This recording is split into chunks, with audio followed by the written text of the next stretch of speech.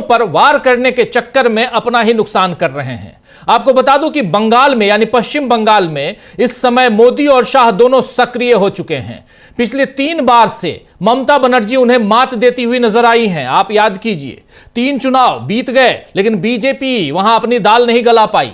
तो आज ममता बनर्जी को घेरने के चक्कर में अमित शाह कुछ ऐसा बोल गए जिसमें कांग्रेस की तारीफ हो गई। आइए सबसे पहले यहां पर अमित शाह के इस बयान को सुन लीजिए, जिसमें ममता बनर्जी और उनके अलावा वामपंथी दलों को घेरने के चक्कर में कैसे कांग्रेस की तारीफ अघोषित तौर पर कर गए अमित शाह। पहले इसको सुनते हैं, इस कार्यक्रम को आगे बढ़ाएंगे, चर्चा आगे बढ़ाएंगे, लेकिन सुनिए नहीं। कम्युनिस्टों के शासन के पहले, तृणमूल के शासन के पहले प्रति व्यक्ति बंगाल की आय राष्ट्रीय औसत से 127% ज्यादा थी। 127%। देश में नागरिक 100 रुपया कमाता था तो बंगाल में 127 रुपया कमाता था। आज देश का नागरिक 100 रुपया कमाता है तो बंगाल का नागरिक 73 रुपया कमाता है। तो सुन रहे थे आप, यह बात अमित शाह ने आज एक प्रेस कॉन्फ्रेंस में कही कि टीएमसी और वामपंथी सरकारों से पहले पश्चिम बंगाल में प्रति व्यक्ति आय में, पश्चिम बंगाल जो है वो देश में प्रति व्यक्ति आय में सबसे आगे था। 127%, आज 73% है, पहले 127%। जाहिर है टीएमसी और वाम दल से पहले पश्चिम बंगाल में कांग्रेस की सरकार थी और केंद्र पर भी लंबे वक्त तक कांग्रेस ही काबिज रही। यानी अमित शाह ने मान लिया कि कांग्रेस के शासन में देश का और जनता का विकास हुआ है, जबकि मोदी यही कहते रहे हैं कि कांग्रेस ने पिछले 60-70 सालों में कुछ नहीं किया। खैर, अमित शाह ने एक तरफ कांग्रेस की तारीफ कर दी, वहीं अपनी नाकामी भी जाहिर कर दी। 3 दिनों के दौरे पर पश्चिम बंगाल पहुंचे अमित शाह घुसपैठियों का मुद्दा तो उठाए ही जा रहे हैं, उसका जिक्र बार बार कर रहे हैं। इसके लिए ममता बनर्जी सरकार पर उन्होंने बड़ा हमला किया है। घुसपैठियों के बारे में कहा है कि घुसपैठ रुकवाने के लिए बांग्लादेश सीमा पर बाड़ लगानी है, लेकिन ममता सरकार जमीन नहीं दे रही है। इससे बंगाल में आतंकवादियों और घुसपैठियों जो है वो आतंकवादी और घुसपैठी बंगाल में आ रहे हैं और घुसपैठियों आतंकवादियों का सुरक्षित ठिकाना बंगाल बन गया है। अमित शाह के इस आरोप पर अब ममता बनर्जी ने तीखा सवाल पूछा है। ममता बनर्जी यहां सवाल पूछ रही हैं कि वो कहते हैं कि घुसपैठी सिर्फ पश्चिम बंगाल में आते हैं, पश्चिम बंगाल से आते हैं। अगर ऐसा है तो पहलगाम में हमला किसने किया? क्या आपने ही करवाया? दिल्ली में जो घटना हुई उसके पीछे कौन था? यह सवाल यहां पूछ रही है ममता बनर्जी, जो पश्चिम बंगाल की मुखिया है, मुख्यमंत्री है, टीएमसी की भी मुखिया है। आपको याद होगा कि अप्रैल में पहलगाम और नवंबर में दिल्ली में हुए आतंकी हमले हुए, दोनों जगह आतंकी हमले हुए, जो केंद्र सरकार की बड़ी विफलता है। लेकिन इसके लिए जिम्मेदार कौन है? इसकी जिम्मेदारी लेने की जगह अमित शाह ममता बनर्जी पर आरोप लगा रहे हैं। तो अब उन्हें तगड़ा जवाब मिला है ममता बनर्जी की तरफ से।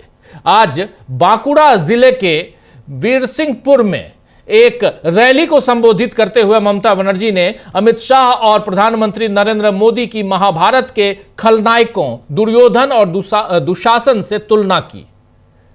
ममता बनर्जी ने हर चुनाव से पहले सोनार बांग्ला यानी समृद्ध पश्चिम बंगाल या स्वर्णिम काल पश्चिम बंगाल का, उसकी बात वो करती आई हैं, सोनार बांग्ला की बात करती आई हैं। और दूसरी तरफ बीजेपी जो दावा करती है कि हम सोनार बांग्ला बनाएंगे, उसकी भी खिल्लियां यहां उड़ाते हुए, उसका मजाक उड़ाते हुए ममता बनर्जी इस मंच से दिखाई दी। ममता बनर्जी ने कहा यहां पर इस मंच से कि हर चुनाव में बीजेपी सोनार बांग्ला बनाने का वादा करती है।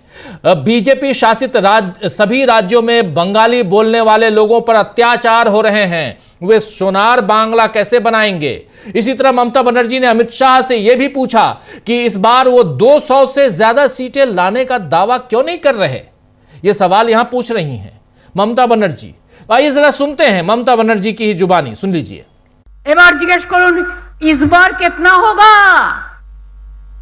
আজকে নাকি বলেছেন দুঃশাসন বাবুদার 2 চোখে, এক চোখে দুর্যোধন আর এক চোখে দুঃশাসন। বলেছেন 2/3 পাবো। এখন আর বলতে পারছে না ইসবার 200 পার। এবার বলতে হবে এবার তুমি দেশ থেকে বার। বাংলা জিতে তোমাকে দেশ থেকে কি করে তাড়াতে হয়, গণতন্ত্রের মাধ্যমে। বাংলাই পথ দেখাবে, বাংলাই দিশা দেখাবে, বাংলাই সারা ভারতবর্ষ জুড়ে সবাইকে সাহায্য করবে। আমরা ভাঙি তবু মচকাই না, আমরা মাথা উঁচু করে চলি। सुना आपने, ये बार देश ही के पार, यानी इस बार देश से ही बाहर कर देंगे, ये कह रही थी यहां पर ममता बनर्जी। आपको बता दूं कि टीएमसी सांसद डेरेक ओब्रायन ने भी एक पोस्ट लिखकर अमित शाह के जीत के दावों का मजाक उड़ाया है। और अमित शाह ने आज कहा था कि बीजेपी अगले साल पश्चिम बंगाल में होने वाले विधानसभा चुनाव में 2/3 बहुमत से सरकार बनाएगी। इसके बाद टीएमसी सांसद डेरेक ओब्रायन ने एक्स पर जो पोस्ट किया है वो आप सामने देख रहे हैं। कह रहे हैं कि अमित शाह आज बंगाल में हैं, उन्होंने आने वाले चुनाव में सीटों की भविष्यवाणी की है, लेकिन उनका ट्रैक रिकॉर्ड क्या है जरा देखिए। और ये देखिए कहकर एक वीडियो शेयर करते हैं यहां पर अमित शाह का और डेरेक ओब्रायन। जरा उस वीडियो को हम आपके सामने लाना चाहते हैं। उस वीडियो को देखिए कि उसमें क्या कह रहे हैं, क्या दिखाना चाह रहे हैं डेरेक ओब्रायन। देखिए। छत्तीसगढ़ का चुनाव जनादेश जन आशीर्वाद से हमें भरोसा है कि हम चौथी बार सरकार में आएंगे।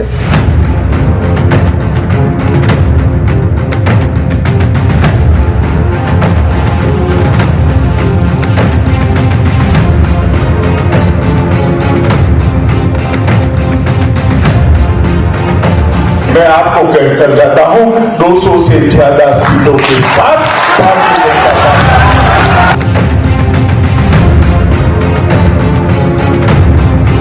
400 पार करेंगे क्या? अब की बार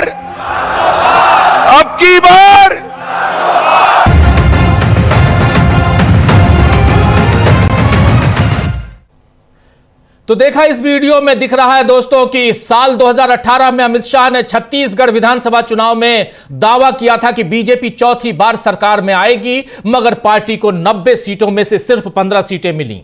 2020 में दिल्ली विधानसभा चुनाव में उन्होंने दावा किया था कि उनकी पार्टी दिल्ली में बहुमत से सरकार बनाएगी, मगर बीजेपी को दिल्ली की 70 विधानसभा सीटों में से मात्र 8 सीटें मिली, मात्र 8 सीटें। वहीं 2021 के पश्चिम बंगाल विधानसभा चुनाव में उन्होंने दावा किया था कि अब की बार बीजेपी पश्चिम बंगाल में 200 पार, यानी 200 से ज्यादा सीटें जीतकर सरकार बनाएगी पश्चिम बंगाल में बीजेपी।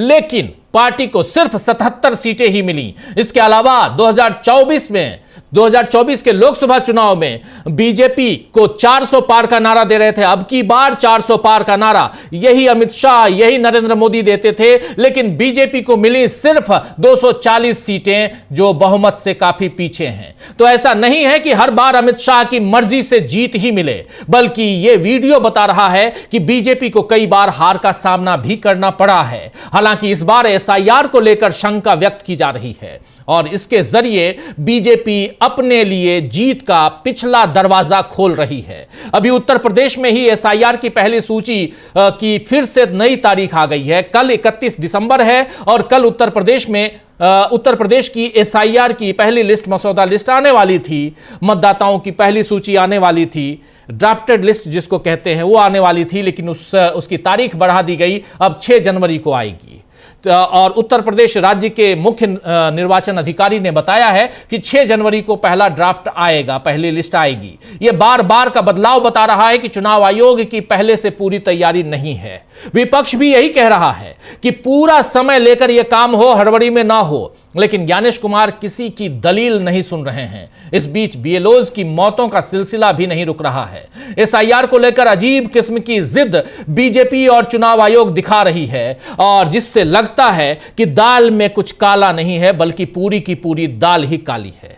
खैर, इस काली दाल से क्या हर बार विपक्ष का जायका खराब होगा या बीजेपी भी कभी इसका शिकार होगी, यह देखना होगा। और इन सब के बीच जब बात होती है दो चीजों की, यानी यानी घुसपैठियों की और फिर एसआईआर की, तो क्यों बीजेपी में हाहाकार मच जाता है? इस पर चर्चा करेंगे कि क्या इस बार अमित शाह की रणनीति के भरोसे रहकर मात खाएगी बीजेपी? क्या घुसपैठियों से लेकर एसआईआर तक के मुद्दे बीजेपी को नुकसान में डालेंगे? इन तमाम मसलों पर आइए अब चर्चा की शुरुआत करते हैं। हमारे साथ कुछ वरिष्ठ साथी जुड़े हुए हैं, उनसे पहले आपका परिचय करवाता हूं, फिर आगे बढ़ते हैं। साल के आखिरी 2 दिन, साल का आखिरी सेकेंड लास्ट कहें तो न्यूज पॉइंट, इसके बाद कल आखिरी और उसके बाद नए साल का आगाज, और उन सब के बीच आज इस चर्चा में ये भी समझेंगे, ये भी इस पर भी थोड़ा सा प्रकाश डालने की कोशिश करेंगे कि ये साल सियासी तौर पर कैसा रहा। हमारे साथ 4 वरिष्ठ साथी जुड़े हुए हैं। अनिल सिन्हा जी हमारे साथ जुड़े हुए हैं, शकील अख्तर जी हमारे साथ जुड़े हुए हैं, प्रफुल्ल कोलख्यान जी जुड़े हुए हैं सीधे कोलकाता से, और अमलेंदु उपाध्याय जी जुड़े हुए हैं इधर दिल्ली से। आप तमाम साथियों का स्वागत इस्तकबाल आप तमाम दोस्त साथी शुभचिंतक आप सबका भी, जो अब तक जुड़ चुके हैं उनका भी, जो जुड़ने वाले हैं उनका भी।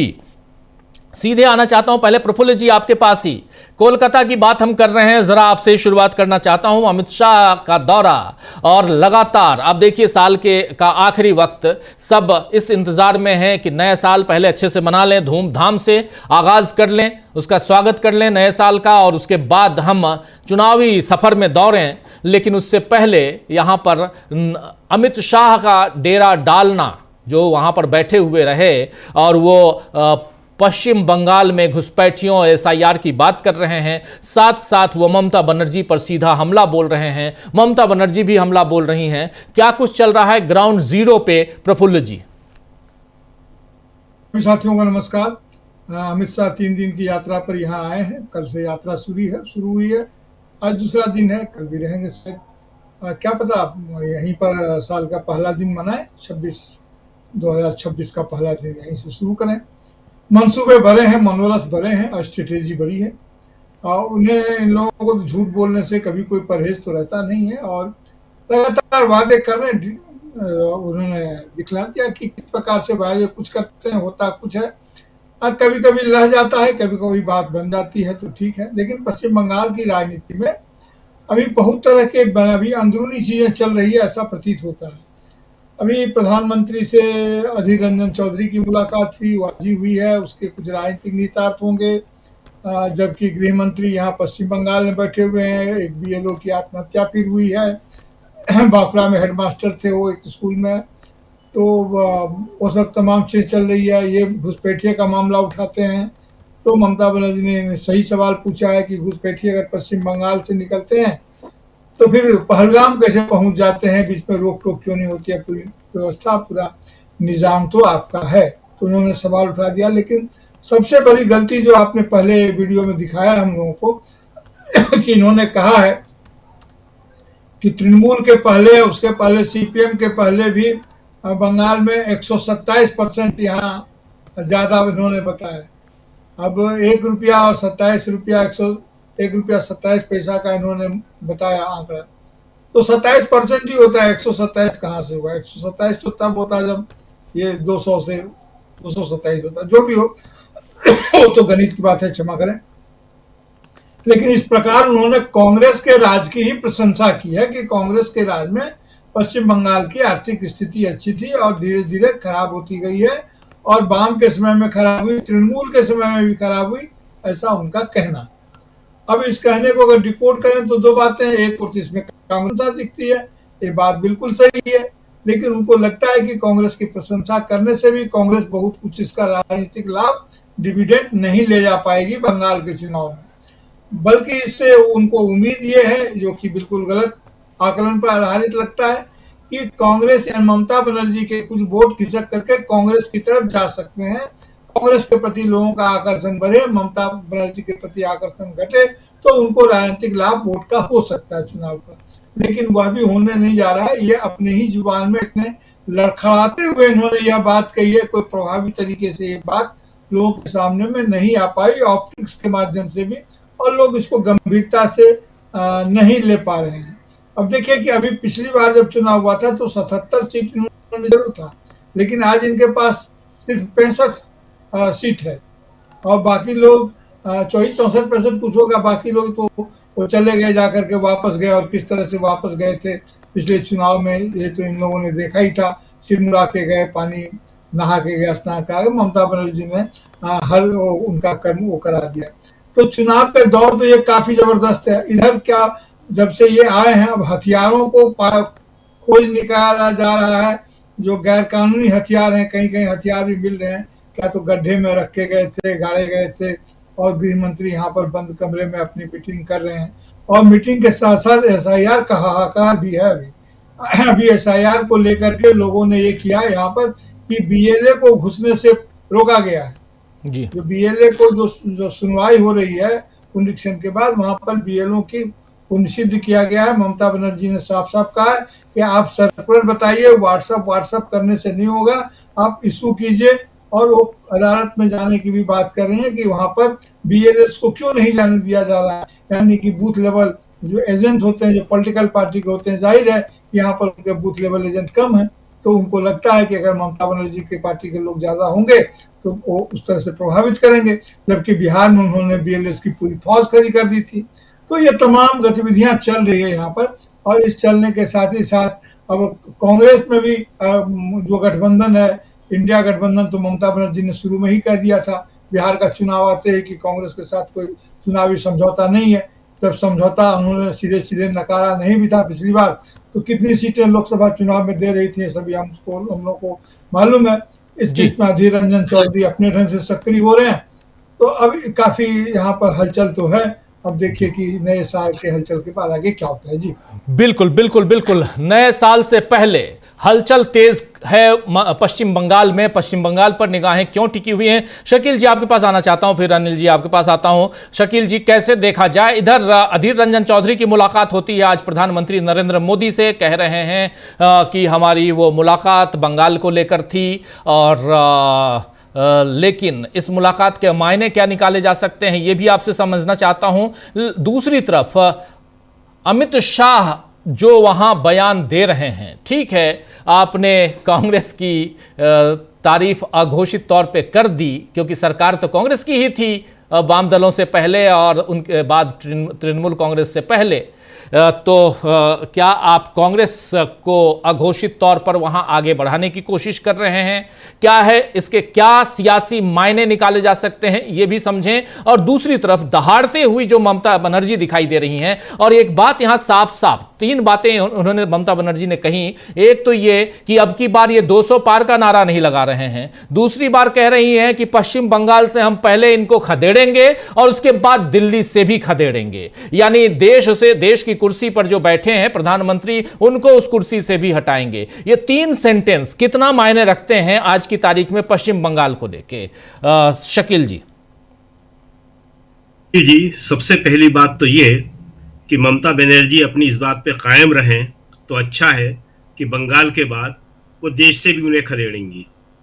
ये एक अच्छी बात है, लेकिन सवाल ये है कि पश्चिम जीतने के बाद क्या वो इंडिया गठबंधन या नहीं लगेंगी?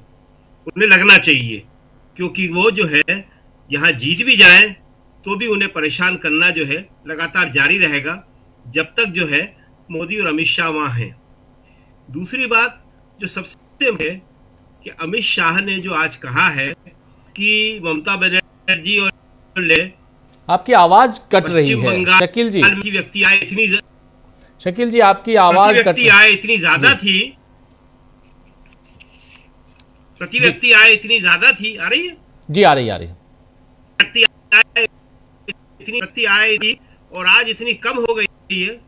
इसका सीधा वही है जो आप बता रहे हैं कि वो वहां थोड़ा कांग्रेस को मजबूत करना चाह रहे हैं ताकि कांग्रेस जो है ममता बनर्जी वोट काट खुद लड़ने में। शकील जी माफी चाहूंगा, शकील जी रिकनेक्ट कर लीजिए, माफी चाहूंगा आपका। शकील जी रिकनेक्ट कर लीजिए प्लीज, क्योंकि आपका वीडियो डाउन हो रहा है। तब तक जल्दी से पहले अमलेंदु जी आपके पास, फिर अनिल जी के पास आता हूं। अमलेंदु जी, आप इसको कैसे देखते हैं? क्या इस बयान से, अमित शाह के इस बयान से, यहां 2, एक अमित शाह का बयान और इसी सवाल के साथ अनिल जी के पास भी आता हूं। एक तो ये कि क्या अमित शाह का बयान जो है वो कहीं ना कहीं कांग्रेस को वहां मजबूत करने के लिए है, और दूसरा ममता बनर्जी की जो 3 सेंटेंसेस हैं, जो उनके जो बयान के जो 3 लाइनें हैं, उसके क्या मायने रखे जाएं कि हम पहली बात कि आप 200 पार का नारा नहीं लगा रहे हैं, दूसरी बात हम पश्चिम बंगाल में आप उसे खदेड़ेंगे, तीसरी बात हम देश से खदेड़ेंगे। बिल्कुल राजीव जी, देखिए जो अमित शाह जी आज जाकर बोले हैं बंगाल में और जिस तरीके से उन्होंने अपना बात रखी है, उससे एक बात तो साफ समझ में आ रही है कि अमित शाह जी अब काफ़ी ज़्यादा घबराए हुए हैं। ये साफ तौर पर समझ में आ रहा है और इतने ज़्यादा घबराए हुए दिखाई पड़ रहे हैं अमित शाह जी कि वो जैसा ममता बनर्जी भी कह रही है कि इस बार उन्होंने नहीं कहा कि 200 पार का नारा देंगे, अब की बार 200 पार क्यों इस बार नारा नहीं दे रहे हैं। तो अमित शाह जी भूल रहे हैं इस बार ये नारा देना, अब की बार 200 पार। दूसरा राजीव जी, जिस तरीके से चुनाव आयोग की मदद लेने की बातें चल रही थी, शायद चुनाव आयोग मदद कर नहीं पा रहा है जितनी मदद चाहिए है वहाँ ममता बनर्जी को उखाड़ फेंकने के लिए। उसमें चुनाव आयोग जो है शायद उतना सफल नहीं हो पा रहा है जितनी उससे आशा की गई थी वो काम करेगा। इसमें बिहार में कामयाब रहा चुनाव आयोग, तो लगता यह था कि जिस तरीके से बिहार में कामयाब रहा उस तरीके से बंगाल में भी कामयाब रहेगा। लेकिन अमित शाह जी ने अभी से जाके मोर्चा संभाल दिया राजीव जी। अगर 4 महीना पहले से और 3 दिन की एक तरह से कहा जाए उस पर वो वहाँ डटे हुए हैं बंगाल में, तो ये साफ तौर पर समझा सकता है कि अभी लग रहा है कि ज्ञानेश कुमार जी जो है ज़्यादा मददगार साबित नहीं हो पा रहे हैं। तमाम SIR प्रक्रिया, उसमें भी नाम काटना, उसके बाद फिर माइक्रो ऑब्जर्वर नियुक्त करना, सारी चीज़ें होने के बाद तो घबराहट जो है अमित शाह जी की वो साफ तौर पर आज दिखाई पड़ रही थी और ये ममता बनर्जी भी कह रही हैं। अब जिस तरीके से ममता बनर्जी को निशाना बनाने के लिए साहब कांग्रेस के समय में अच्छा था, अमित शाह भी ये बात जानते हैं राजीव जी कि अमित शाह के कह देने भर से कि साहब कांग्रेस के समय में अच्छा था, कांग्रेस वहाँ जो है वो बहुत आगे नहीं बढ़ जाएगी। ऐसा नहीं है कि अमित शाह जी के बढ़ाने से बढ़ जाएगी। अब कांग्रेस का जो अपना आधार है वो रहेगा, जो उसका अपना पॉकेट है वो उसका रहेगा, जो उसका काम है वहाँ वो रहेगा, लेकिन अमित शाह जी के बढ़ाने से नहीं बढ़ जाएगी। और अमित शाह जी के बढ़ाने से बढ़ जाती कांग्रेस तो भाजपा को ही बढ़ा लेते अमित शाह जी। लेकिन वो निशाना जो साधना चाहते हैं ममता बनर्जी के ऊपर और कम्युनिस्टों के ऊपर जो साधना चाहते थे निशाना, उस निशाना साधने के चक्कर में उन्हें ये मालूम नहीं था कि राष्ट्रीय स्तर पर भी ये बात चली जाएगी। जबकि वो जानते हैं अच्छे तरीके से, आज आप किसी गांव में बैठकर भी कोई बात कहिए तो आज भी पूरी दुनिया सुन लेती है, क्योंकि ये इंटरनेट का दौर है। तो आप अगर बंगाल में बैठकर इस कॉन्फ्रेंस में बंगाल के संदर्भ में कोई बात कहेंगे तो बंगाल के संदर्भ में बात भले ही ना ली जाए, लेकिन दूसरे संदर्भों में पूरे देश में जरूर ले ली जाएगी। और आज राजीव जी पूरा सोशल मीडिया जो है वो इससे पटा पड़ा है कि अमित शाह जी जो है वो तारीफ कर रहे हैं कांग्रेस की, तो मजबूरी में आ गए मोदी जी को इसका मतलब वो गलत साबित करना है अमित शाह जी। तो अब इसको तो राजीव जी पूरे देश में इसी संदर्भ में लिया जा रहा है। अब अमित शाह जी को ने जो कहा बंगाल उसको कितना समझेगा वो तो पता नहीं, लेकिन देश ये समझ रहा है कि मोदी जी को अमित शाह जी अब गलत साबित करने पर तुल गए हैं और कांग्रेस मुक्त भारत की बात मोदी जी भले करते रहे, अमित शाह जी नहीं कर रहे हैं। ये संदेश राजीव जी एक साफ तौर पर जो देश भर में जा रहा है ये लग रहा है। अब ये अमित शाह जी से धोखे से गलती हो गई राजीव जी, गलती से मिस्टेक हो गया। जैसे अमित शाह जी इंटर के बाद हाई स्कूल करा देते हैं तो गलती से मिस्टेक हो गया होगा ये, लेकिन ये गलती से मिस्टेक का मामला राजीव जी लगता नहीं है।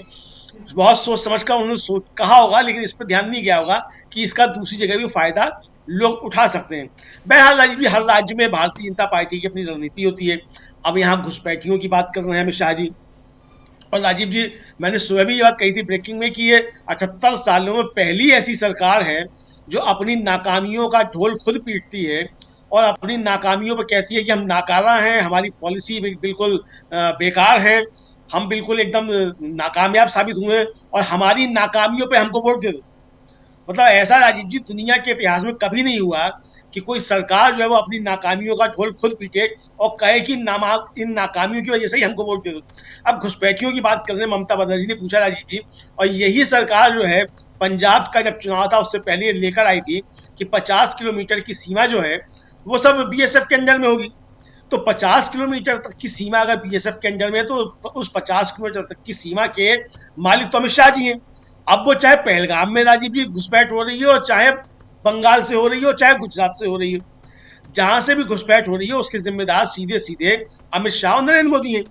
तो अमित शाह जी जो है वो नरेंद्र मोदी की नाकामियों का ढोल पीटते हुए और अपनी नाकामियों का ढोल पीटते हुए वोट मांग रहे हैं कि भाई हम बहुत नाकारा साबित हुए, हमने घुसपैठ होने दिए, इसलिए हमारी नाकामियों पर हमको आप वोट दे दीजिए और हम सरकार यहाँ बना लेंगे तो हम यहाँ से घुसपैठ के बाहर कर देंगे। बड़ी अच्छी बात है, आप यहाँ सरकार बना लेंगे, घुसपैठ के बाहर कर देंगे। भाई आपने बिहार में कितने घुसपैठिए बाहर कर दिए, बताएं। सरकार बन चुकी है बिहार में, आपने कहा था कि आती घुसपैठिए बाहर की जाएंगे। तो अमित शाह जी जहां जाते हैं राजीव जी, ये अपने साथ घुसपैठिए लेकर चलते हैं। जी झारखंड गए थे तो वहां घुसपैठिए लेके गए थे, बिहार गए तो वहां घुसपैठिए लेके गए, महाराष्ट्र गए वहां घुसपैठिए लेके गए, हरियाणा गए वहां घुसपैठिए लेके गए, दिल्ली में भी घुसपैठिए लेके गए, अभी घुसपैठिए लेके जो है बंगाल पहुंच गए। लेकिन ये असम क्यों नहीं जा रहे हैं घुसपैठिए लेके राजीव जी, जहां घुसपैठियों का मसला सबसे ज्यादा है। असम में आके घुसपैठियों की बात नहीं कर रहे हैं कि वहां से भी घुसपैठियों को बाहर निकाल करेंगे। तो ये एक तरीके से राजीव जी इन्होंने अपनी नाकामियों का ढोल पीटा है और सोचा ये इन्होंने कि अपनी नाकामियों को भी कांग्रेस के मत्थे मार देंगे या ममता बनर्जी के मत्थे मार देंगे। लेकिन वो हो गया गलती से, मिस्टेक। इंटर के बाद हाई स्कूल अमित शाह जी ने करा दिया और उसमें उस चक्कर में कांग्रेस की जो है वो तारीफ कर बैठे। जी जी, कांग्रेस की तारीफ कर बैठे। जरा आते जल्दी से शकील जी, अपनी बात आप पूरी कीजिए, फिर अनिल सिन्हा जी के पास आता हूं। बहुत इंपॉर्टेंट और सबकी निगाहें टिकी रहेंगी इस बार इस नए साल में पश्चिम बंगाल पर। पश्चिम बंगाल में अभी से जो खेला होबे, जो पिछली बार कहा जा रहा था, इस बार ममता बनर्जी कह रही हैं खदेड़ा होबे। तो क्या खदेड़ा होबे वहां पे, यह सवाल है, बड़ा सवाल है। अनिल सिन्हा जी भी इसका जवाब देंगे, लेकिन शकील जी। देखिए राजीव जी, बीजेपी जो है या अमित शाह और मोदी जी जो है वो हमेशा नैरेटिव बनाने की कोशिश करते हैं, और यही नैरेटिव बनाने के चक्कर में कि अगर हमारी सरकार आ जाएगी तो प्रति व्यक्ति आय इतनी हो जाएगी, वो ये बता गए कि पहले कितनी प्रति व्यक्ति आय हुआ करती थी। अरे कांग्रेस के टाइम में तो ये सब हुआ है, ये सब उनके बताने या न बताने से क्या होता है।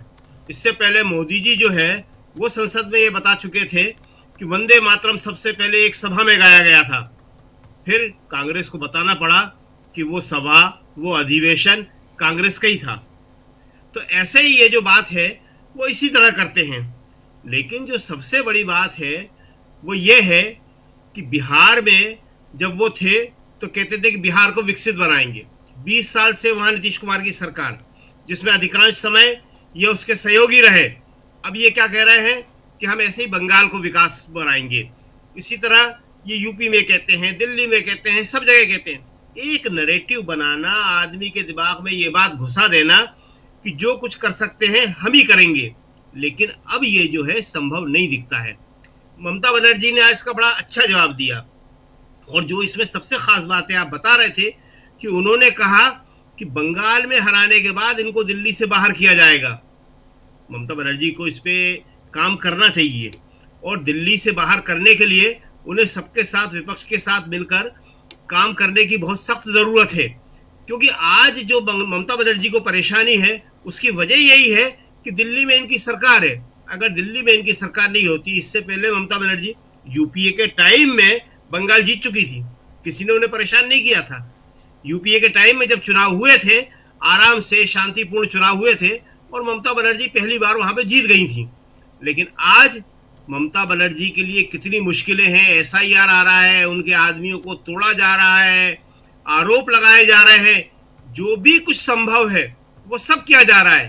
तो ये ममता बनर्जी को भी समझना चाहिए कि चुनाव इतने मुश्किल, इतने अनफेयर इससे पहले कभी नहीं थे। इसके अलावा आज जो है एक बड़ी खबर है, हम शायद इसके बारे में दूसरे दौर में बात करेंगे, आप भी शायद चाहेंगे। न्यूयॉर्क टाइम्स ने आज जो छापा है आरएसएस के बारे में, वो बहुत ही महत्वपूर्ण बात है। ये जो बात है इससे पहले बीबीसी भी कर चुकी थी, बीबीसी ने भी एक डॉक्यूमेंट्री बनाई थी, आपको याद होगा जी। और फिर बीबीसी के ऊपर छापे पड़े थे। तो लेकिन ये बाद में बात करेंगे। आज जो बंगाल की बात हो रही है, इसमें जो सबसे खास बात है वो ये है कि बंगाल के अंदर पिछली बार की तरह बीजेपी चुनाव नहीं लड़ रही है। क्यों नहीं लड़ रही है? क्योंकि उसे मालूम है कि बहुत बड़े दावे करने का हश्र वही होगा जो आज ममता बनर्जी उसको चैलेंज कर रही थी कि बोलो 200 पार। क्यों नहीं बोलते हो 200 पार? वो जानते हैं कि स्थितियां अब बदल गई हैं। लोकसभा में उनके पास बहुमत नहीं है। देश में जो परिस्थितियां 2025 में उत्पन्न हुई उससे वो कमजोर हुए हैं। अधीर रंजन चौधरी का आपने जिक्र किया, ऐसे छोटे मोटे परिवर्तन होते रहेंगे, छोटी मोटी चीजें होंगी। हो सकता है अधीर रंजन चौधरी को कुछ परेशानी हो, कांग्रेस में उनके साथ कुछ परेशानियां चल भी रही हैं, लेकिन वो जो होगा उससे बीजेपी को इस तरह की चीजों से कोई फायदा नहीं होगा, क्योंकि वो तो बहुत बड़ी तादाद में टीएमसी को तोड़ के अपने मिला चुके थे। तब भी उससे भी फायदा नहीं हुआ, क्योंकि टीएमसी में जो नेता है वो ममता बनर्जी हैं, और ममता बनर्जी के पास कार्यकर्ता हैं, लोग हैं और जनता है। इसलिए शकील जी जब वो शुभेंदु अधिकारी को लेके गए तब कुछ नहीं हो पाया। पिछले चुनाव में याद कीजिए, ममता बनर्जी की इनर सर्किल, राइट हैंड, उनको लेके गए तब कुछ नहीं हो पाया, तो छोटे नेताओं को लेके जाएंगे तो क्या? आपकी ही बात को मैं आगे बढ़ा रहा हूं एक नाम के साथ। जी बिल्कुल सही कह रहे हैं। तो इसलिए इधर से उधर जाने में मोदी जी को या अमित शाह को कोई फायदा होने वाला नहीं है। देखिए, सबसे बड़ी बात है कि पूरे देश में नैरेटिव क्या चल रहा है, पूरे देश में माहौल क्या चल रहा है।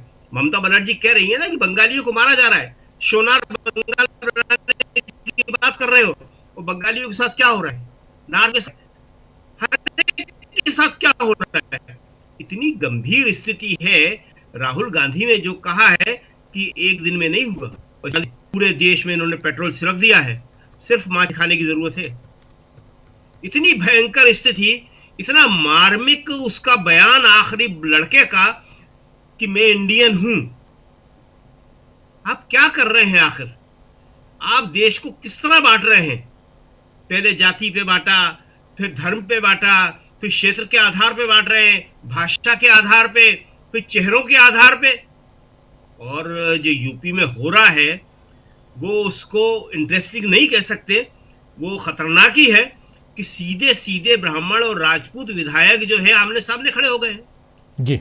जिनके यहाँ पे ये मीटिंग बुलाई गई थी पाठक जी के यहाँ, वो पाठक जी लिख के कह रहे हैं कि हम डरने वाले नहीं हैं, चुप रहने वाले नहीं हैं, और उन्हें समर्थन मिल रहा है।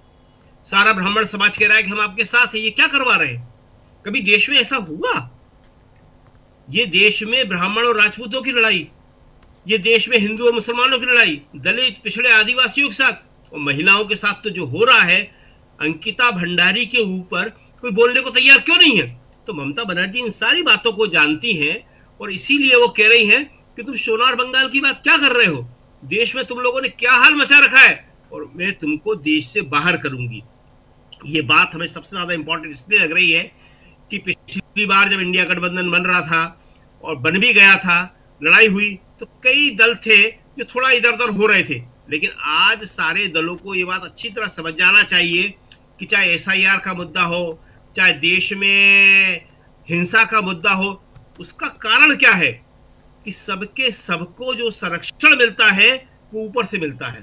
अगर वो संरक्षण बंद हो जाए तो सारी स्थिति एक मिनट बदल जाए, ये गोदी मीडिया एक मिनट के अंदर बदल जाए।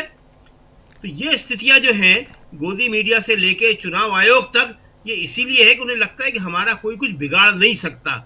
और ममता बनर्जी अगर ये कहती हैं, ये मैसेज चला जाएगा कि बंगाल के बाद देश से, तो यही मैसेज पूरे देश में पहुंचाया जाना चाहिए। जी राजीव जी। जी बिल्कुल बिल्कुल, आप सही कह रहे हैं। हमारे साथ प्रशांत टंडन जी भी जुड़ गए। प्रशांत जी, आपका स्वागत है इस कार्यक्रम में। आना चाहता हूं अनिल जी आपके पास। अनिल जी, कैसे आप देखते हैं पश्चिम बंगाल, बहुत महत्वपूर्ण चुनाव सामने है, नया साल अब आने वाला, नए साल का आगाज है, लेकिन साल जाते जाते सियासी तौर पर बहुत कुछ देकर बहुत कुछ लेकर, और इन सब के बीच अगर देखिए, हालांकि अभी रिकैप करने की कोशिश कर रहे थे शकील जी हमारे साथी, और उन्होंने बहुत शानदार ढंग से कुछ कुछ मुद्दों को यहां रखा है। हम लोग इस चर्चा में आगे और बढ़ेंगे और रिकैप भी करेंगे कि इस साल में सियासी तौर पर क्या कुछ रहा। लेकिन जब 3 दिवसीय यात्रा पे अमित शाह पहुंचे हुए हैं, बिल्कुल डेरा डाले हुए हैं वहां पे कोलकाता में, तब ममता बनर्जी जो गरज रही हैं उसके क्या मायने निकाले जाएं, जरा ये आपसे समझना चाहता हूं।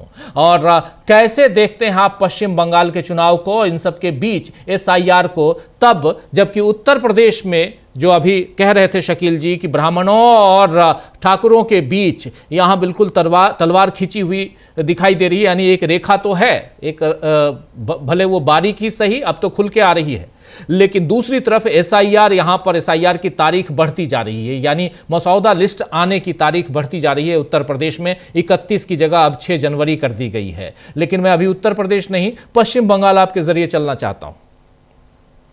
देखिए, ये ममता बनर्जी के बारे में मतलब मुझको बहुत कॉन्फिडेंस नहीं है कि ममता बनर्जी कोई बहुत बड़ा चैलेंज मोदी के लिए प्लेस करना चाहती हैं। वो उनको रिटेन करने की कोशिश कर रही है पश्चिम बंगाल को, और वो रिटेन करने की कोशिश इस बार के बारे में मेरा थोड़ा डाउट है।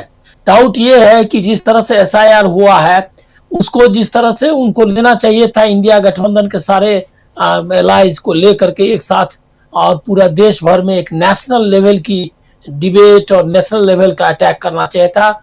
वो उन्होंने अपने को वहीं तक लिमिट किया और वो फिर ओल्ड टैक्टिक्स, वो दोनों ओल्ड टैक्टिक्स में है, लेकिन इनके पास वेपन ज्यादा है। ओल्ड टैक्टिक्स ये है कि बंगाली सब नेशनलिज्म जिसको आप या नेशनलिज्म जो भी कहिए, उसके मुकाबले एक जो है हिंदू नेशनलिज्म का है। ये जो मतलब इंडियन नेशनलिज्म कह नहीं सकते, ये तो हिंदू नेशनलिज्म है। तो उसका वो नैरेटिव लेकर के आए हैं। एक आइडियोलॉजिकल फाइट है बंगाल में, एक सब नेशनलिज्म वर्सेस जो हिंदू नेशनलिज्म है ये का। लेकिन उसको संभाल पाएंगी ममता बनर्जी अभी के कंटेक्स्ट में, मुझको डाउट लगता है। रिपीटेडली इलेक्शंस आफ्टर इलेक्शंस उन्होंने जो ये मशीनरी है उससे जीत लिया है चुनाव को। और ममता बनर्जी अटैक करती है कांग्रेस पे। जब भी हरियाणा इलेक्शन हुआ, महाराष्ट्र इलेक्शन हुआ, बिहार इलेक्शन डिफीट के बाद कांग्रेस को अटैक करती है। ये जो सेफ गेम खेल रही है टू अपने को बचाने के लिए, ईडी और बाकी जो उनके अटैक्स हैं, इंस्टीट्यूशनल अटैक्स हैं, उसके लिए बहुत कॉम्प्रोमाइज्ड है लीडरशिप इसकी। हम लोगों को सच बोलना चाहिए। लोगों को हम भ्रम में रखेंगे, काम नहीं चलेगा। एक नेशनल लेवल की फाइट की जरूरत है बीजेपी के खिलाफ। ममता बनर्जी उसको सबोटेज करती हैं और वो जो है ये बंगाली और ये सब जो उनका ये है, दिस टाइम हमको लग रहा है कि उनका चलेगा नहीं। 58 लाख या कितना, मैं अभी 58 लाख 20,000 58 लाख लोगों को निकाल दिया।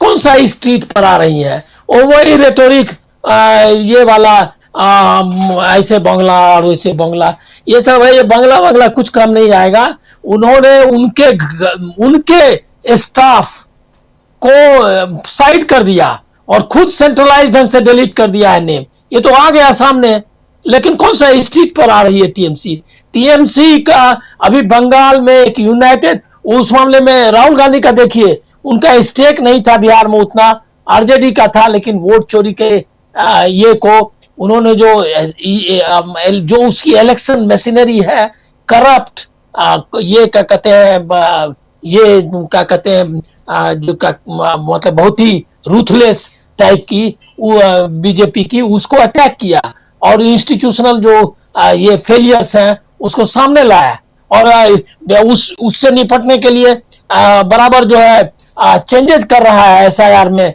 खुद ही ईसीआई, ताकि और ज्यादा ढंग से लोगों के नाम काट सके। लेकिन उसका वो इशू नहीं है और वो सोच रही है क्या ये वही हालत है।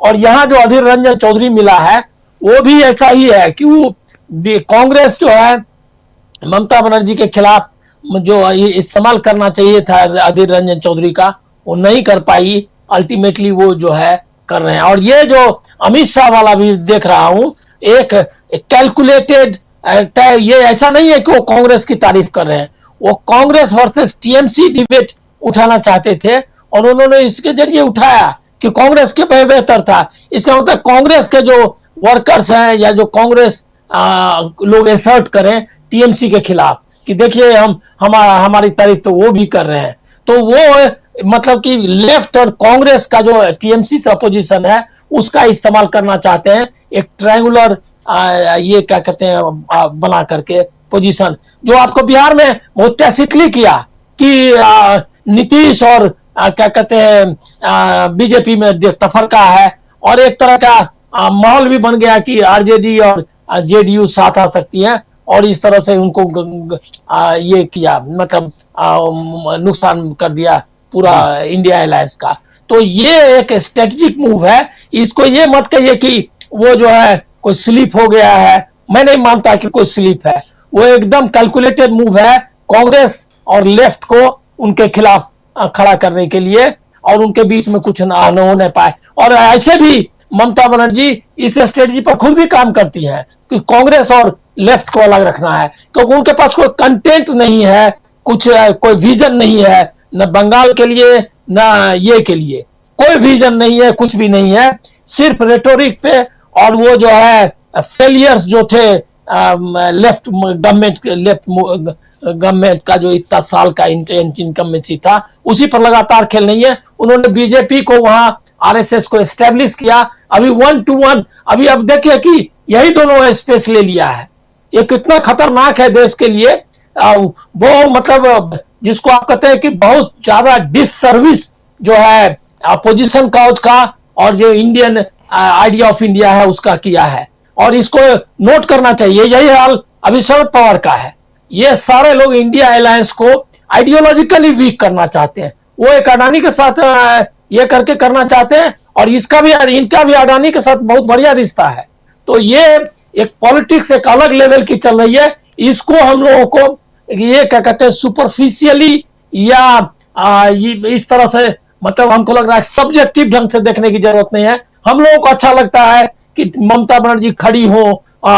इसके कौन सा मूवमेंट 5 साल में बीजेपी और मोदी के खिलाफ पूरे देश भर में जो भी मूवमेंट हुआ उसको उन्होंने सबोटेज ही किया। उसके खिलाफ कोई भी जो एक यूनाइटेड फ्रंट होना चाहिए था। इंडिया अलायंस भी अपने फायदे के लिए कोशिश की उन्होंने, लेकिन उसको कौन सा स्ट्रेंथन किया।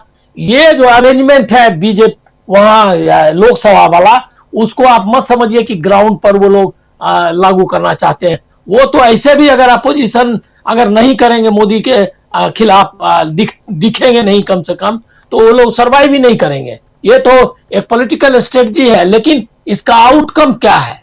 आप कोई नैरेटिव बनाने में मदद कर रही हैं और न कोई ग्राउंड पे कोई फाइट के लिए लोगों को तैयार कर रही हैं। बीजेपी इस बार जिस मशीनरी के साथ और जिस रूथलेसनेस के साथ बंगाल में आएगी, मैं आपको मतलब बहुत लेट है, आगे होगा। और आप लोगों को भी शायद रुचि, हम लोग चाहते हैं कि हम भी चाहते हैं कि बीजेपी हट जाए, लेकिन मैं एक कहना चाहूंगा कि ये जो है हमारी उम्मीदें खड़ी मतलब सही साबित नहीं हो सकती हैं, क्योंकि आप देख रहे हैं कोई इलेक्शन आफ्टर ये लोकसभा के बाद किसी इलेक्शन को जीतने दिया क्या?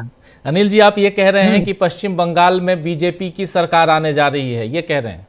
अरे जा रही, मैं ऐसे कंक्लूजन पे नहीं अभी कोई ये करूंगा, क्योंकि वहां अभी ये है, लेकिन वो बहुत दिक्कत में डालेगी। ये मैं कह रहा हूं कि कठिन है रास्ते, और कठिन रास्ते का जो उससे जो लड़ने का तरीका है ममता बनर्जी का, बहुत ही आउटडेटेड और बहुत ही सेल्फिश है।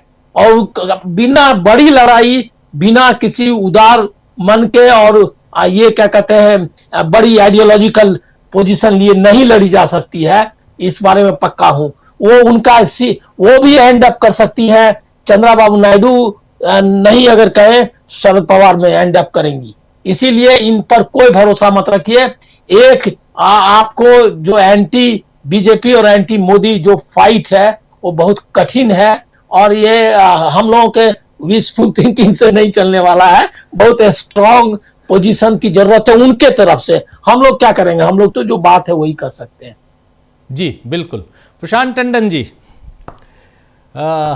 बात हम कर रहे हैं पश्चिम बंगाल की, और उसमें भी ममता बनर्जी के भाषण को भी हम जो दे रही थी भाषण, उनको भी हमने अभी सुना। और उनके अलावा ममता बनर्जी साफ और पिछले दिनों लगातार कह रही हैं, जितने भाषण ममता बनर्जी ने दिए हर भाषण में जो बंगाली में भाषण देती हैं, और आज कुछ उसमें सेंटेंस हिंदी में जान के कह रही थी, ताकि जो दिल्ली वाले लोग हैं उनको भी समझ में आए कि मैं कहना क्या चाह रही हूँ।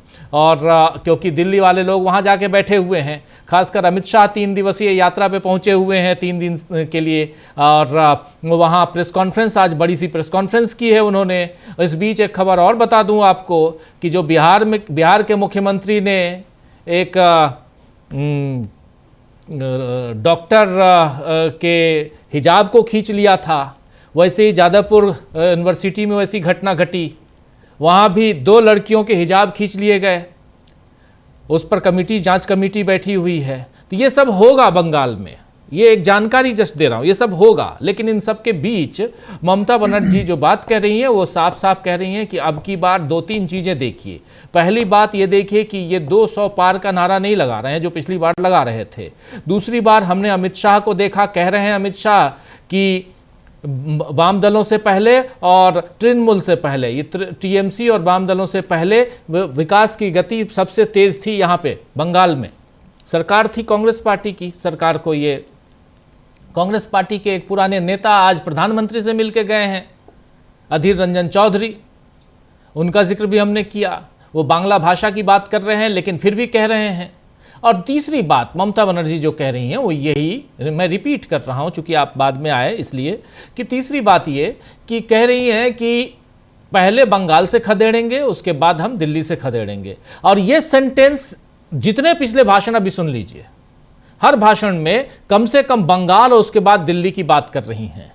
अनिल सिन्हा जी का विश्लेषण बहुत शानदार, बहुत सटीक विश्लेषण है और जिसमें वो कह रहे हैं कि अगर यही रहता तो पिछले दिनों वो आंदोलन में खड़ी होती, आंदोलनों के साथ आंदोलन तैयार करती, लेकिन वो दिखाई नहीं दिया। अब चुनाव का वक्त है, इस चुनाव में जीत हार अपनी जगह पे है और उसके बाद ये भूल जाएंगी, दिल्ली की तरफ देखेंगी भी नहीं। इन सब के बीच देश दुनिया में बहुत कुछ चल रहा है। एक अखबार न्यूयॉर्क टाइम्स का जिक्र कर रहे थे हमारे साथी शकील अख्तर जी, बड़ा सा फ्रंट पेज पे आरएसएस के बारे में खबर छपी है। आपने बताया भी था, अभी कल ही बताया था आपने, और उससे पहले एक अखबार ने और छापा। ये सब भी चल रहा है। चल क्या रहा है बंगाल में, चल क्या रहा है देश में, और बंगाल और देश से लेते हुए दुनिया में क्या कुछ चल रहा है। देखिए, न्यूयॉर्क टाइम्स वाली खबर पे मैं सेकेंड राउंड में आऊँगा, उसमें भी एक पेज है। लेकिन देखिए, ममता बनर्जी के निशाने पर दिल्ली बिल्कुल भी नहीं है, और हम दिल्ली से बैठ के अगर ममता बनर्जी को देखेंगे तो हम गलती कर पाएंगे, कर बैठेंगे। ममता बनर्जी के दिमाग में, ममता बनर्जी की पॉलिटिक्स में राष्ट्रीय परिदृश्य है ही नहीं। वो सिर्फ और सिर्फ बंगाल को बचाना अभी चाहती है। तीसरी बार वो बचाने, इस 2 बार की मुख्यमंत्री है, चौथी बार वो कंटेस्ट कर रही, 2011 से मुख्यमंत्री है। तो उनकी प्रायोरिटी बंगाल है, पहली बात।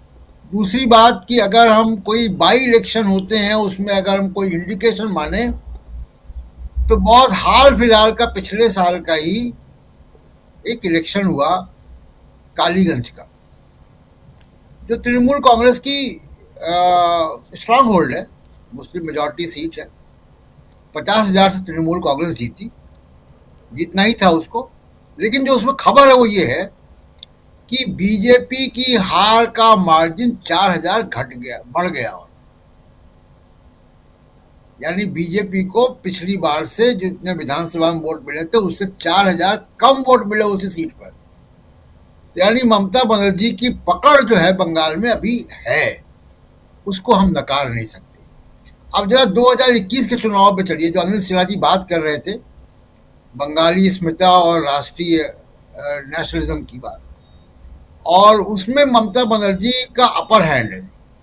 बांग्ला स्पीकिंग है, मोदी अमित शाह बांग्ला नहीं बोल सकते, बांग्ला आइडेंटिटी है। महिला वोटर जिसकी बड़ी चर्चा बिहार में हुई और सब जगह होती है, महिला वोटर में ममता बनर्जी खुद महिला है, उनसे आप क्या मुकाबला करेंगे वहां पे। अब एक पिछले चुनाव में आप चलते हैं, 2021 के चुनाव में, और बंगाली अस्मिता का एक आपको सैंपल देता हूं। दो काम हुए थे। नरेंद्र मोदी जी ने रविन्द्रनाथ टैगोर की तरह की दाढ़ी बढ़ा ली थी कोविड-19 के समय वो चुनाव हो रहे थे 2021। तो मोदी जी ने जो रंग रूप अपना बनाया था वो बंगाल इलेक्शन के लिए गुरुदेव रविन्द्रनाथ टैगोर जैसा बना लिया था, प्रभावित करने के लिए बंगाली को। देखिए, हम भी रविन्द्रनाथ टैगोर जैसे दिख रहे हैं, यही कर सकते हैं, इससे आगे वो कर नहीं सकते थे। लेकिन उसका नतीजा क्या हुआ, अभी प्रफुल्ल जी ने बताया कि कितने सीटें आई थी, कितनी बची हुई है। दूसरा एक और आपको एग्जांपल देता हूं। आखिरी फेज में अमित शाह के ही रोड शो के दौरान ईश्वर चंद्र विद्यासागर की मूर्ति खंडित हो गई थी। एक भीड़ वहां घुसी और अफरा तफरी हुई और मूर्ति खंडित हो गई जी। अमित शाह के रोड शो के दौरान ही हो गया।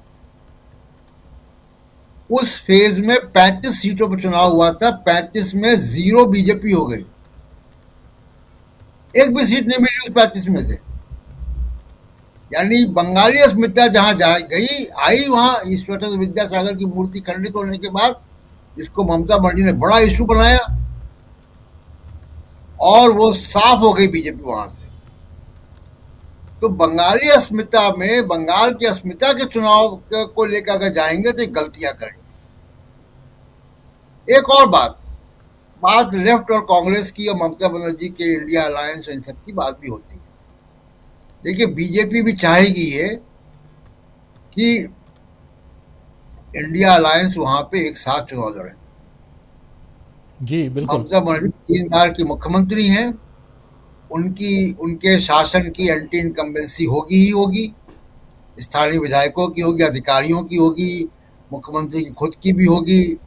कई सारी घटनाएं ऐसी हुई हैं, चाहे वो रेप की घटना हुई है मेडिकल कॉलेज में, उसकी तमाम सारी ऐसी घटनाएं हुई, तो एंटी इनकम्बेंसी तो वहां है।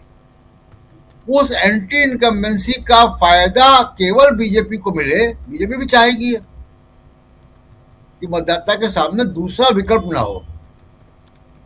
कांग्रेस और लेफ्ट अगर तृणमूल कांग्रेस के साथ मिलकर चुनाव नहीं लड़ेंगे तो जो तृणमूल कांग्रेस की एंटी इनकम्बेंसी वाला जो वोट है वो कांग्रेस और लेफ्ट को भी जाएगा और वहां बीजेपी को नुकसान होगा।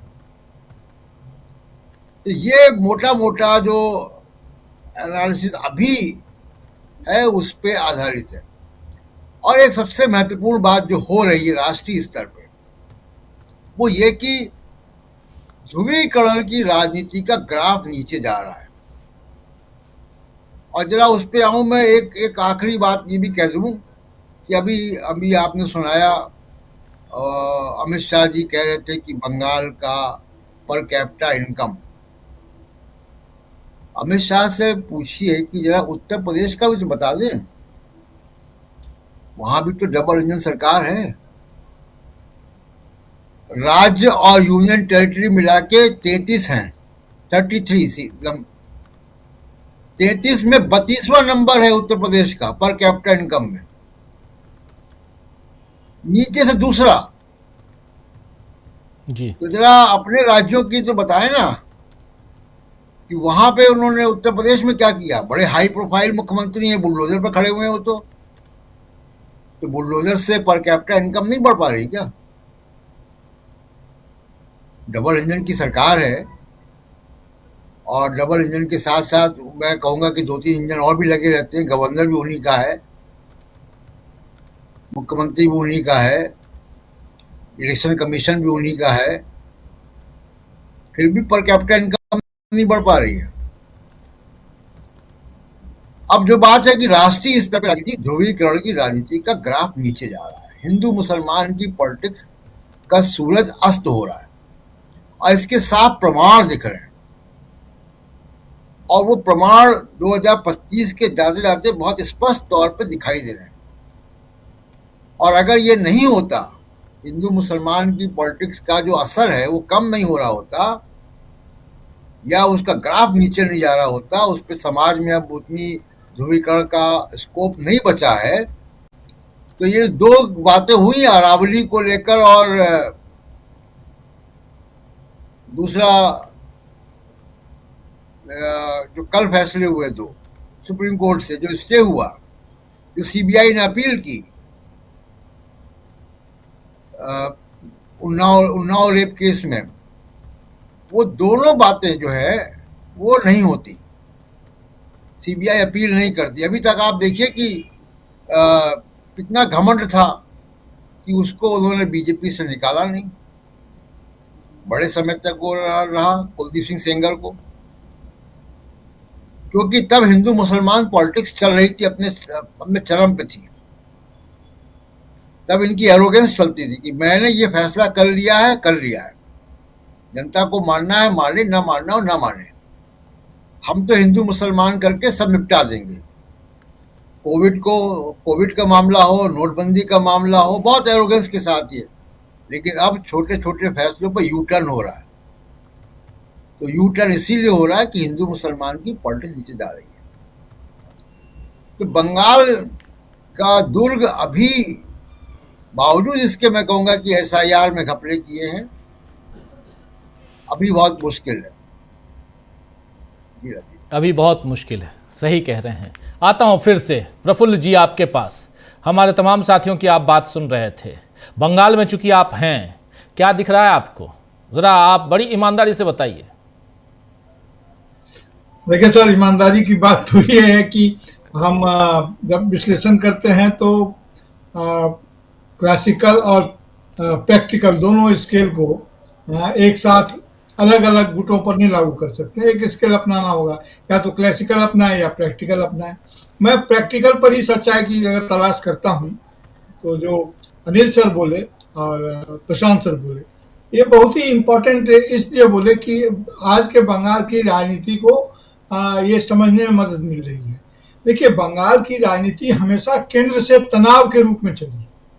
जब कभी भी नहीं हुआ था तो 1967 में जब संवित सरकार का दौर आने लगा था, तभी बांग्ला कांग्रेस बोल के एक कांग्रेस हुआ था, अजय मुखर्जी जिसके मुख्यमंत्री थे, आपको याद होगा। मैं फिर इतिहास में जाने की गलती नहीं कर रहा हूँ, लेकिन सिर्फ संदर्भ दे रहा हूँ कि अजय मुखर्जी जिसके हुआ करते थे और ज्योति बसु जिसमें डिप्टी CM हुए थे। तो उस समय से कांग्रेस हो या कोई भी दल हो, अगर वो क्षेत्रीय अस्मिता इसको बोलते हैं या सब नेशनलिटी बोलते हैं या बांग्ला बोलते हैं, उस बांग्ला अस्मिता के साथ उसको अपना एक अपनी अलग पहचान चाहिए, जो केंद्र से अलग चाहिए, जो केंद्र के वशीभूत होकर न हो। CPM का भी यहाँ पर जब राज चलता था तो CPM का बंगाल चैप्टर एक अलग ढंग से समझा जाता था। जब प्रकाश कारात आए और यहाँ के लोगों को ये लगा, और यहाँ पर सोमनाथ चट्टोपाध्याय का जिस कारण से बहिष्कार हुआ तो मैंने उनको दल से निकाला गया, वो जानते हैं अध्यक्ष रहते हुए विधान लोकसभा का, तो उससे यहाँ के लोगों को लगा कि ये बंगाली अस्मिता पर ही प्रहार है, बंगाली का नेता कोई अबंगाली हो नहीं सकता है। वो ये उनके मन में बिल्कुल है, और उनका अपना राष्ट्रीय गौरव है। जरा ध्यान से अगर उधर भी देखेंगे तो बंगाल बहुत बड़ा क्षेत्र था, हालांकि आप पश्चिम बंगाल उतना बड़ा क्षेत्र पहले की तरह का नहीं है, लेकिन फिर भी वो बात तो वही है, और ये अपना नेता खुद ही होंगे। और यहाँ की अस्मिता की बात अभी जब वो कह रहे थे ममता बनर्जी को, निश्चित रूप से सर ने बिल्कुल ठीक कहा कि राष्ट्रीय राजनीति में इनकी अभी फिलहाल कोई दिलचस्पी नहीं है। क्यों दिलचस्पी नहीं है? इसलिए दिलचस्पी नहीं है कि राष्ट्रीय राजनीति में ममता बनर्जी अकेले दम कभी भी प्रधानमंत्री या सरकार बनाने की स्थिति में नहीं होंगी। वो प्रेशर से ही वो काम कर सकती हैं, जो उस समय में उनकी लाइन वही हो सकती है जो कभी कांशीराम कहा करते थे, मजबूत नहीं मजबूर सरकार चाहिए। तो वो चाहते हैं कि मजबूर सरकार अगर वहां हो, उनके समर्थन की जरूरत हो, और वो जरूरत अभी भी बनी हुई है।